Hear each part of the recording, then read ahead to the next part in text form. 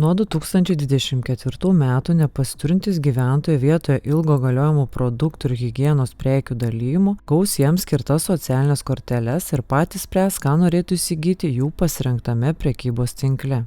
Šią naujovę Lietuva įgyvendina vieni iš pirmųjų Europoje. Kiek šeimos narių, tiek pinigėlių, vienam asmeniui 25 eurai. O kortelė bus skirta apsipirkti tik tai maisto produktams. Negalima bus pirkti tabako, alkoholio, loterijos bilietų ir, aišku, mokesčių negalima bus atsiskaityti.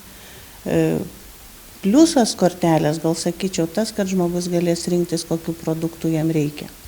Viršindamas 25 eurų sumą, jisai galės primokėti iš savo lėšų.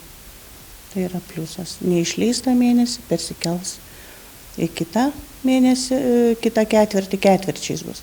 Ir ketvirčiui pasibaigus, nebūtina išleistos pinigėlius, kaip sakiau, iki metų pabaigos jie turi būti išteisti. Kai kuriuose miesteliuose ar kaimuose šie skaičiai gąsdina. Jų būna nemažai, iš tikrųjų nemažai. Mes važiuojame atvežti produktų labai daug. Pasvalio rajone Pušaloto miestelė didelis nedarbo lygis. Visų pirma, problema yra ta, kad mūsų, sakykime, Pušaloto seniūnija nėra labai patogio geografiniai padėti. Autobusų kursuoja mažai, darbo neturi, bet to darbo jau žmonės nebelabai ir nori ieškotis ir amžius, aišku, savo daro ir susisiekimas. Galbūt ir norėtų dar vienas kitas, bet susisiekimas viską daro.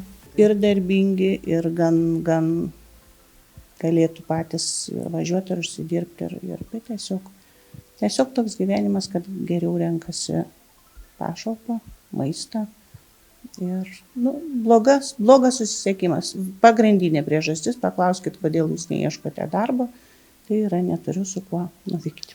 Nevairuojantiems gali kilti sunkumų įsigijant prekes. Kadangi kortelės bus galima pasirinkti mūsų Pasvalio savivaldybei iš 3 prekybos centrų, tai Maksimos, iki prekybos centro ir čia pas mus vietinė parduotuvė yra Indritus. Ten irgi bus galima apsipirkti, žmogus galės pasirinkti metam vieną parduotuvę, į kurią kortelę, kuri bus aktyvuota ir toj parduotuvė apsipirkti. Tai aišku, kad žmonėms bus patogiau nebent mūsų parduotuviai, iš kurie neišvažiuoja, o kurie, kodėl sunkiau, kaip sakiau, kad sudėtingiau bus, todėl kad pas mus mes nuveždavom konkrečiai į tą kaimą. Mano parduotuvė šitam kaime, bet aš nežinau, kur žmonės galės tos pinigus, tas kortelės panaudoti. Ar jiem reikės važiuoti kažkur į miestą, sakykime, čia artimiausias didesnis miestelis 10 km, jeigu važiuoti į Maksimą arba į kitą, čia artimiausia vos ne 30 km, tai nežinau, ar žmonėms bus patogu iš tikrųjų. Čia tas davinys, jiem čia būdavo visai gal ir gerai, arba galėtų tada įjungti tos pačius savininkus kažkaip tai parduotuvės, kad jie čia galėtų atsiskaityti tom kortelėm. Kol kas apie tai mes labai mažai žinių turime. Nepasiturintys gyventojai teikti prašymus gauti kortelę gali bet kuriuo metu nuo 2023 m. gruodžio 1 dienos iki 2024 m. spalio mėnesio pabaigos.